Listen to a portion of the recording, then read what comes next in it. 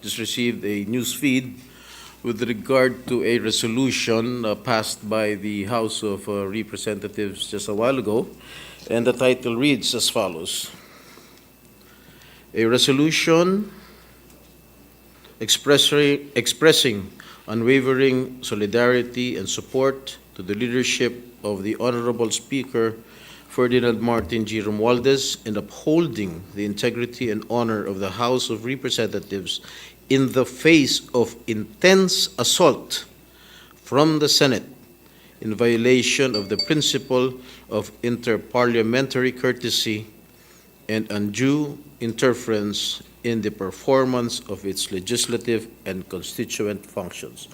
Mr. President, if a leader is embattled or beleaguered in the case of the House of Representatives, it is but normal for the members of the House to express their unwavering support.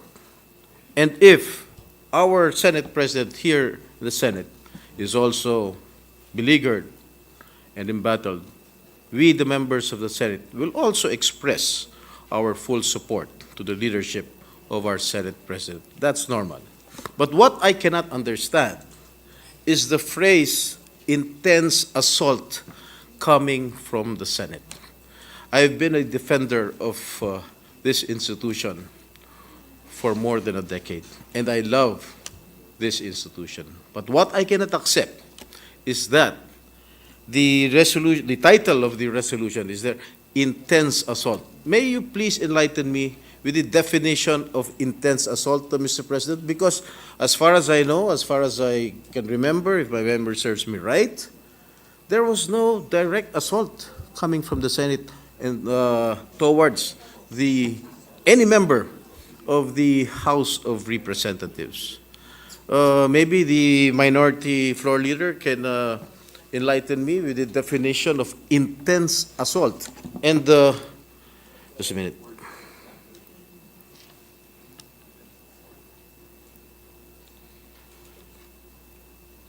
And we violated, in violation of the principle of interparliamentary courtesy and undue interference in the performance of its legislative and constituent functions. What did we violate? I don't think we violated any rule. I don't think we violated the interparliamentary courtesy, because we have always observed it from the very start, Mr. President. And I think this resolution is an affront to the Senate as an institution, Mr. President. Yes, Minority Floor Leader.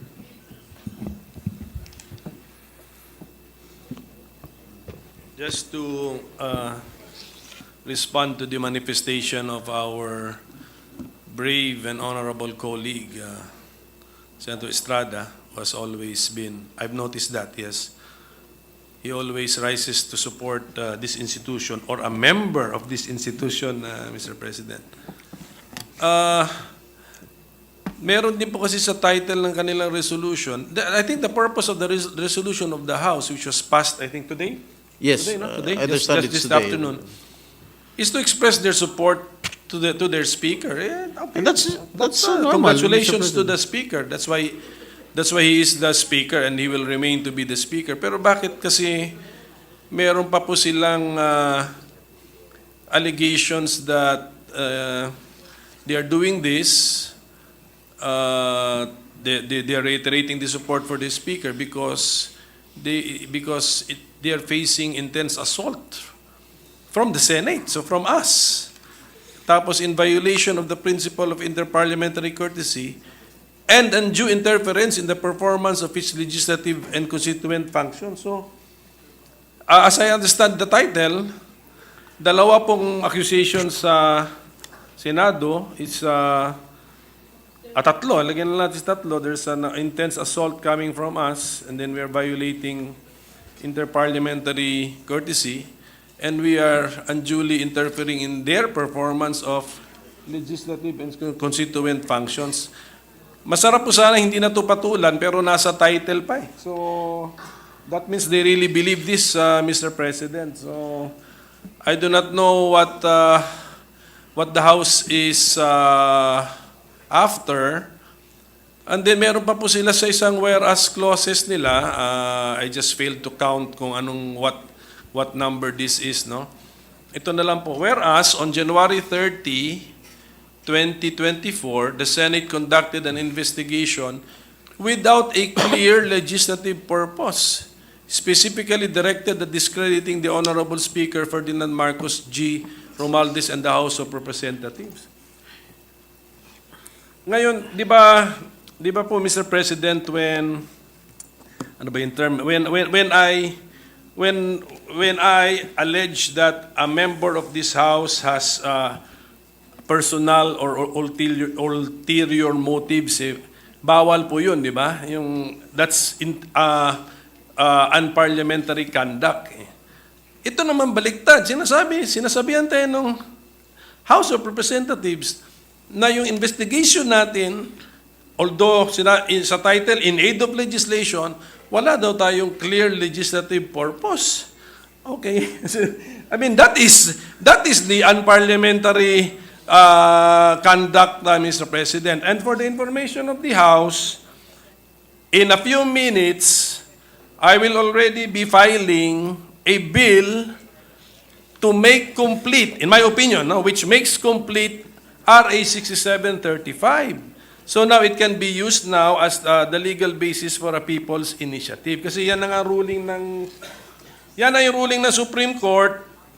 Alam na natin yan, na-remind tayo ulit because of this incident and our hearings, na-reinforce na mga resource persons na ganito nga yung ruling ng Supreme Court, ito yung kahinaan ng batas. So ayan yung clear legislative purpose at ito na ang clear legislative result. A bill will be filed which hopefully will now be sufficient to make RA 6735 as a clear, sufficient, and adequate basis for the people to exercise the right to initiate amendments to our Constitution. So, nakakalungkot that the House, our co-equal body here in the legislative branch, has accused us of practices which they are doing in the very same accusatory document, Mr. President. So ano ba talaga ang gusto nila? So siguro, the leadership, siguro, of the two houses must have a dialogue. So maybe our majority leader can talk to the majority leader of the House, Mr. President, for an honest to goodness dialogue. Ano ba talaga ang gusto nila? Kasi the document, pagbasahin mo, it betrays something. They want something which they seem not to be able to state properly and directly, Mr. President. Yes, thank you, Mr. President. Mr. President, I haven't attended any hearing of the resolution filed regarding the People's Initiative chaired by Senator Amy Marcos, but I have been monitoring the events of the hearings that has been held by the Committee on Electoral Reforms, but never did I see or hear anybody or any member of the Senate accusing or assaulting any member of the House, especially the Speaker of the House. Wala naman hong binabanggit na pangalan ng kahit sinong representante ng Kamara dun sa House of Representatives. That's why I am picked because, again, the Senate as an institution is again facing another challenge here because of this resolution that has been approved by the House of Representatives, Mr. President. So, Mr. President, if I may just Yes, please proceed, Majority Leader. very short manifestation as I heard my name from the Minority Leader. Mr. President, during the hearing conducted by the chairperson in charge here in the Senate, Senator Amy Marcos, there are a lot of things that we were able to discover in aid of legislation, and that's why my question is if there is a resolution calling for an inquiry in aid of legislation.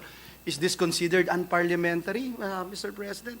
Because in that particular hearing alone, Mr. President, we were able to air out a lot of concerns, particularly, for example, Mr. President, how the Commission on Election would actually address the receiving of signatures, Mr. President. 2 days later, Mr. President, after the hearing, I asked for our provincial election officer in Bulacan. And she herself stated that thank God for the meeting because right now, everything is under the scrutiny now of not just Congress but also of the Commission on Elections. For example, Mr. President, there was a time for a long period of time that the members of the Commission would say that it is just a ministerial duty for them to receive the signatures. And then all of a sudden, the NBank came up with a resolution saying, stop receiving, suspend the receipts of all these signatures. And so, what is it, Mr. President? Is it really ministerial? Is it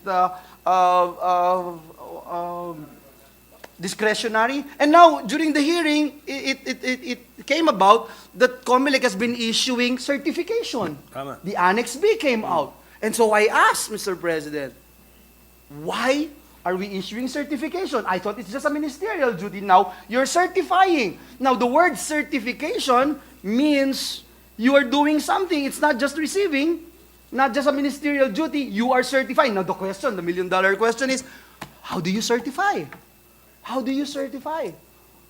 And it appears there's no basis on how the Commission would certify these documents, Mr. President. Don't you think it's helpful, Mr. President? I think it's very helpful. Now, on the part of this representation as a member of this august chamber, it bothers me, Mr. President, that our co-equal House, with the House of Representatives, would accuse the Senate of coming up with this so-called intense attacks, Mr. President. Intense attacks. I've been a member of Congress for quite some time, 9 years in the House of Representatives. I've never heard of any resolution like this, Mr. President. I am not going to file a resolution here in the Senate to congratulate our Senate President and tell him, Mr. President, we are all behind you. Or Senator Marcos, we are all behind you. I don't need to do that. Why? May isang salita ang mga senador. May isang salita. Hindi natin kailangan yun, Mr. President. The fact that we see each other, yung pagkamay natin sa isa't isa, alam na natin. Meron na tayong pinagkaisahan. Meron tayong pinagkasunduan, Mr. President.